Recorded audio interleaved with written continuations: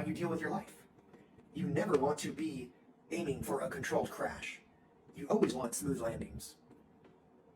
But sometimes, depending on what life throws you, what you plan for may not always happen. So I'm going to show you two scenarios of the glide slope.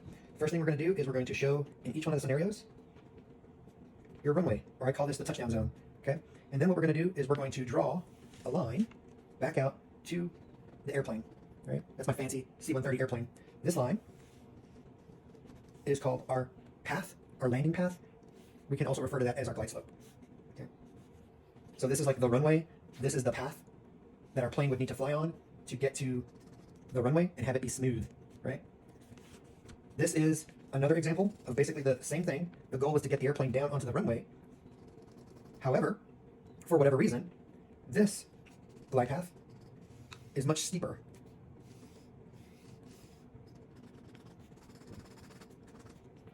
Okay? We assume that this is the same distance away for both scenarios. So then what's the difference in these scenarios? This is what we call a smooth landing. And this is what we call a controlled crash. This second scenario of a controlled crash, to be able to land on the same exact point of reference as this airplane, what you need to do is then you need to descend at a more faster rate of descent, a steeper rate of descent. And when you decide to descend for this scenario, you've done it further back, which means that you can do it at, say, 1,000 feet per minute versus doing it in this situation at 2,000 feet per minute. What will happen is when you see this, it feels different. If you're the passenger in the airplane, it will feel like you're screaming towards your destination, versus in this scenario here, the smooth landing, you're gradually arriving at your destination. So now the question is, how did you get from this scenario to this one? So planning, execution, or adaptability. Did you plan to be in this kind of a scenario? Or did you plan to be in this kind of a scenario? If you're flying airplanes around airports around here, you plan for that scenario. If you plan for this scenario, you're probably somewhere like in a combat zone where there's some things that they can shoot at your aircraft at certain altitudes. These things are called threats. So then you might stay higher longer and then choose to do this. In the example I'm giving you right now, we're going to work this back to how you deal with your life. You never want to be aiming for a controlled crash. You always want smooth landings. But sometimes, depending on what life throws you, what you plan for may not always happen. So then you have to be adaptable. Dependence on adaptability means recognizing, I'm going to say observing, orienting, deciding, acting. That is what makes you adaptable. So that if I get into this scenario here where I'm, oh no, I have a threat, or I needed to stay higher longer, now to be able to land in 1 mile, and maybe I want to not be a controlled crash, but maybe a hybrid between those two, smooth landings and controlled crash, maybe I can accept landing a little further down. So maybe my time goes from like 3 months to 6 months, but it'll be smoother, more predictable. Right? In this analogy, we're using distance. All right. Then execution. There's another thing that can happen is when you plan something, if you don't need to be adaptable, then you need to execute the plan.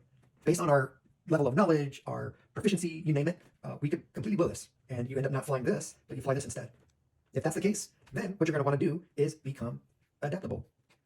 But what happens in this case is whatever got you into the situation where what you planned is what you didn't fly, it's probably going to be even worse for you when now you're closer to your destination, and then you got to do something to aggressively get to your destination. In this case, if we're using the airplane analogy even further, what I would recommend is if you are flying an American airline or a United or a Delta airplane, that you try to recover, but instead of having a controlled crash, you go around and you try it again so that you can try to achieve this one. This is called recognizing your strengths and your weaknesses in the moment, and that's another level of adaptability. Let me give you 5 tips to help you always try to get that smooth landing. The first one, smart goals. Start at the end, work your way back to the beginning. Make sure you set goals. The second one, planning. Planning. Be meticulous. Use a time management tool as you're going through in your planning to make sure you can hold yourself accountable. My favorite is the 4-quadrant time management tool by Stephen Covey. Third one, Monitor progress. How do you know if you're off the rails unless you get something in your cross-check that helps you monitor progress? That helps you make sure that when you get ready to configure your airplane for landing, that you haven't skipped something along the way. Your fourth one, adaptability. Let's say if that does happen though, and you weren't on your A game, you need to be adaptable, you need to be resilient so that you can bounce back. Finally, continuously improve and refine. Make sure that your strategies aren't locked in and that you've only got them plastered on the wall. Take them down from time to time, erase, add, lessons learned, knowledge, acquire it, and give yourself the opportunity to have a robust and continuous improvement plan. Did you enjoy watching me scribble furiously? If you do, you got more content like that coming. Go ahead and follow me, share, comment, do everything. I just want to know what you think.